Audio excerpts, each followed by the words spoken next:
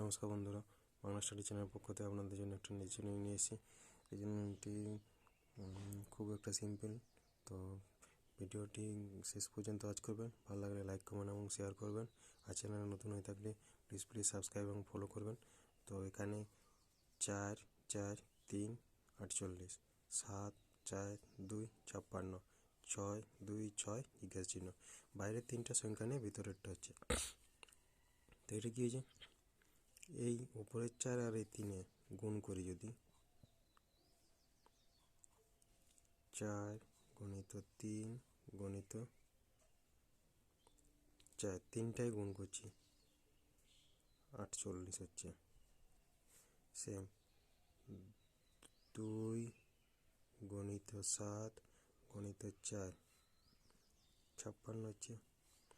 বাইরে তিনটে সংখ্যা গুণ, সিম্পল এটা।